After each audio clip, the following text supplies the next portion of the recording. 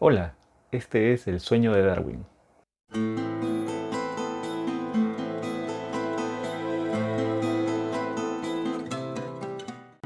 Probablemente muchas veces nos hayamos preguntado por qué razón a los hombres les gustan ciertos atributos femeninos y a las mujeres les gustan ciertos atributos masculinos.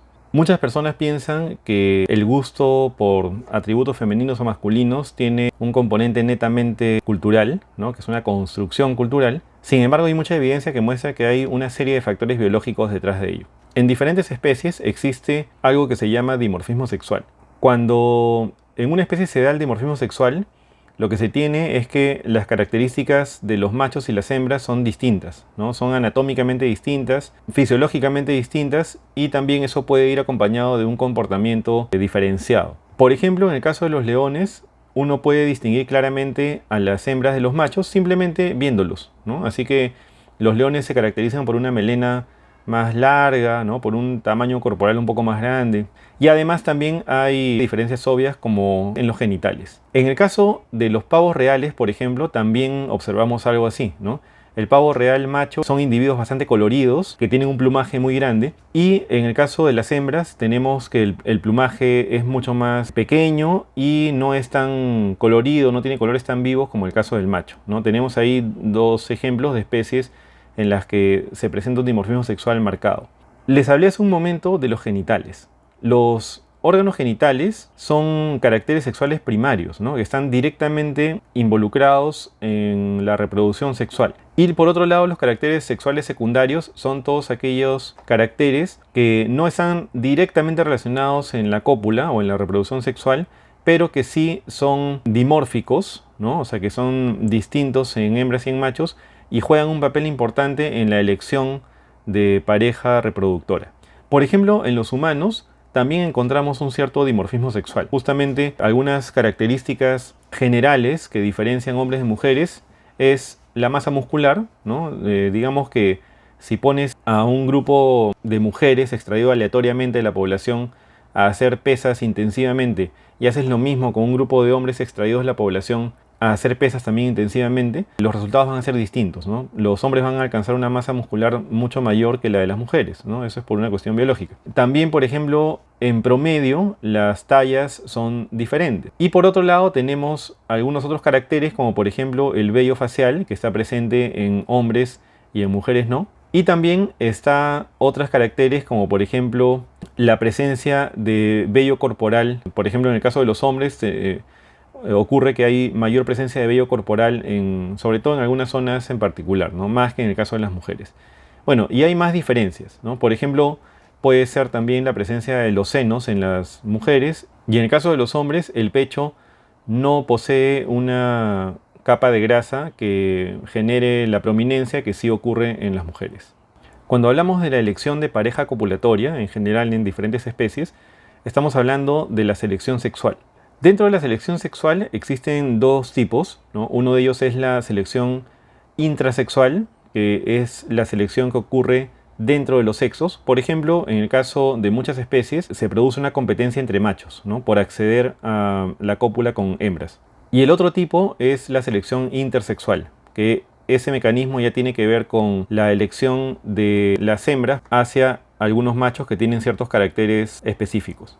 A continuación voy a mostrar algunos papers que hablan justamente de cómo existe un proceso de selección sexual y cómo algunas características en hombres o en mujeres están ligados ya sea a la selección intrasexual o a la selección intersexual.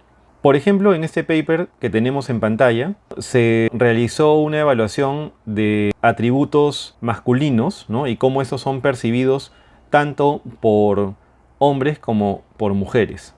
Vemos algunos atributos como la barba masculina o el tono de voz masculino, la constitución del rostro masculino y la constitución física masculina.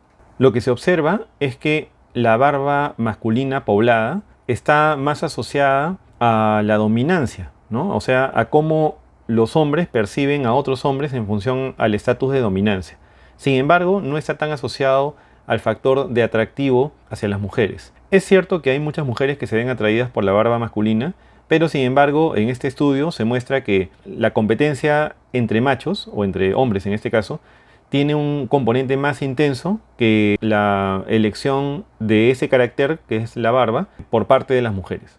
También algo similar vemos en el caso del tono de voz, ¿no? Lo que se observa es que los hombres con tono de voz más grave, usualmente ese tono de voz está más asociado a la dominancia, ¿no? Justamente vemos que la dominancia entre machos o entre hombres en este caso es más intensa, mientras que el atractivo no está tan ligado al tono de voz. Después algo similar ocurre también con la constitución del rostro y también con la constitución corporal, ¿no? O sea, en general, los 4 caracteres, barba poblada, tono de voz, constitución corporal y constitución del rostro, son factores que están ligados en mayor medida a la dominancia, ligada a la competencia entre hombres, más que a que sean características vistas como atractivas por parte de las mujeres, ¿no? Y vuelvo a repetir, en este caso me estoy refiriendo a una barba poblada, ¿no? Versus una cara afeitada totalmente. También nos estamos refiriendo a una voz grave versus una voz aguda, en el caso de los hombres. También nos estamos refiriendo a una constitución facial con rasgos muy masculinos versus una constitución facial con rasgos algo más femeninos, más finos, digamos. Y por último, a una constitución corporal más robusta versus una constitución corporal algo más esbelta, podríamos decir, ¿no? Entonces, para estos caracteres vemos de que se produce una mayor selección intrasexual, ¿no? En el caso de la competencia entre hombres, pero esos caracteres no están tan ligados a la selección intersexual. En este otro paper se preguntan si es que el tamaño importa. Este estudio fue realizado a través de una encuesta y se encuestó a más de 50.000 personas. Lo que se hizo fue preguntar a hombres cómo consideraban que era su pene en relación al tamaño, ¿no? Si era un pene pequeño, un pene de tamaño medio o un pene grande. También se les preguntó qué tan satisfechos se encontraban en relación a ese tamaño.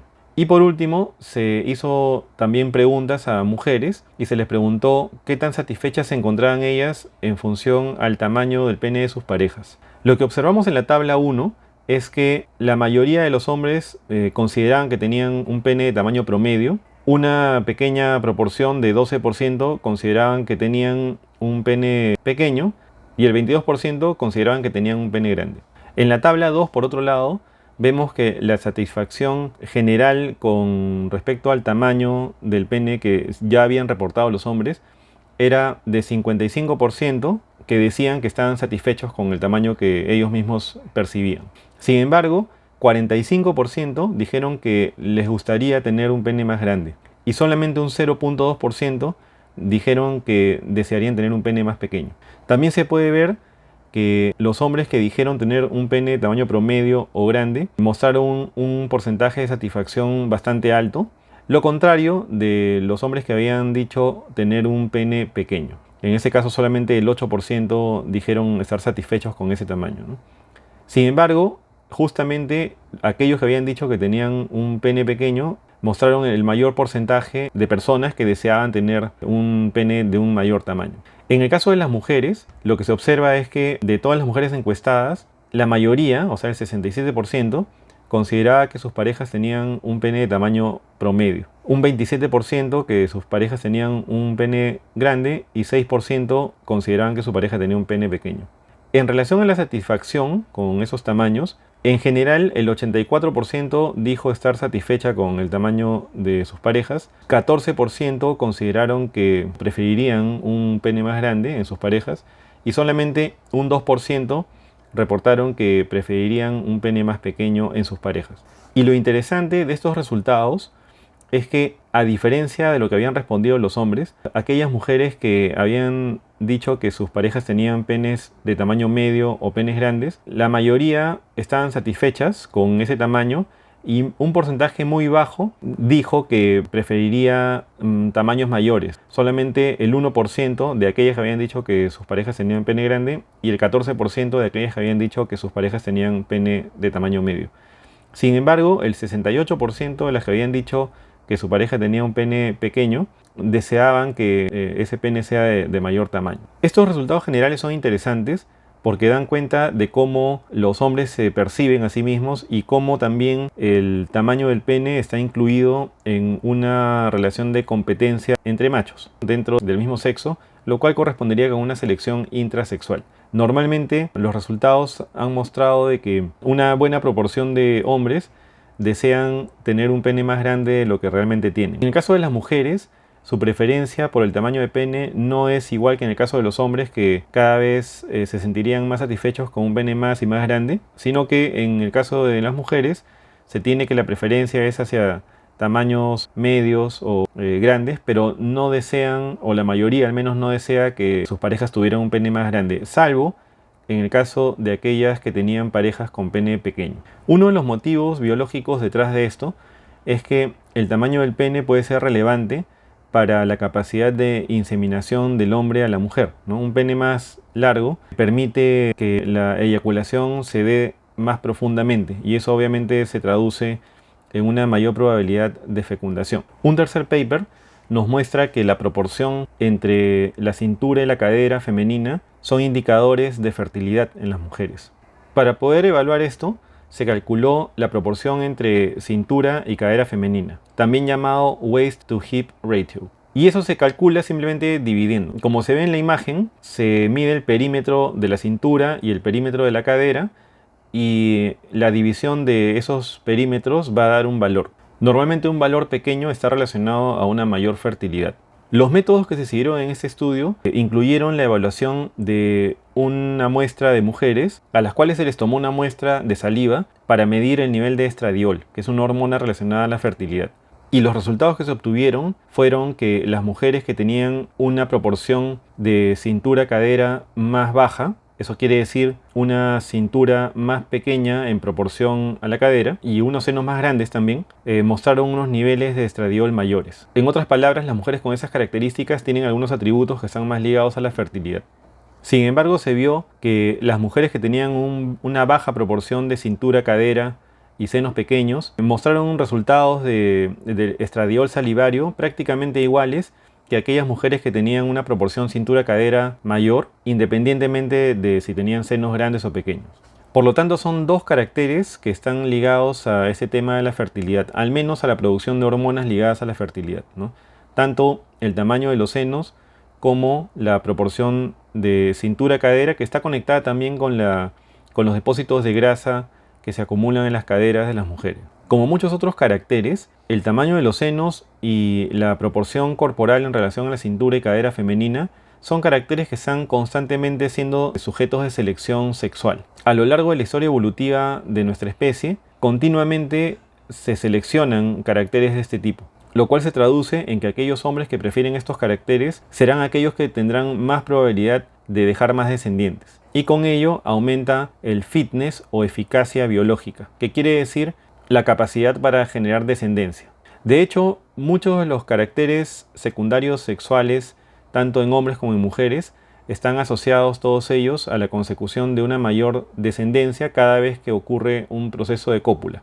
Ahora, muchas personas se preguntan si es que la preferencia por ciertos caracteres tiene un componente cultural. De hecho, muchas personas piensan que la razón por la cual a los hombres les pueden gustar los senos o las caderas anchas tiene motivos meramente culturales y que en realidad no hay ningún factor biológico ahí. Entonces se piensa, erróneamente, si es que esos gustos se modulan o se enseñan, tanto para hombres como para mujeres, se podría tener un resultado distinto. Sin embargo, este otro paper justamente evalúa eso. Hace una evaluación entre culturas para ver justamente en qué medida la proporción de cintura-cadera puede ser considerada como más o menos atractiva por los hombres. Para esto se hizo la evaluación en diferentes sociedades con diferentes características. Por ejemplo, se evaluaron sociedades en África, en Indonesia, en Samoa y en Nueva Zelanda. Algunas de ellas eran sociedades cazadoras-recolectoras y algunas de ellas eran sociedades occidentales urbanas. Para el estudio se les mostró una serie de fotografías a las personas evaluadas y estas fotografías incluían el cuerpo de una mujer antes y después de ser sometida a cirugía estética. En todos los casos la proporción cintura-cadera disminuyó entre antes de la operación y después de la operación, pero en algunos casos el índice de masa corporal aumentó después de la operación y en otros casos ese índice de masa corporal disminuyó después de la operación. Los resultados obtenidos, que son los que se muestran en la pantalla, indican de que independientemente del índice de masa corporal obtenido, los encuestados prefirieron siempre a aquellas fotografías de mujeres que mostraban una proporción de cintura-cadera menor. Eso quiere decir una mayor diferencia entre el perímetro de cintura y cadera, lo cual, como ya comenté hace un momento, está relacionado a factores de fertilidad.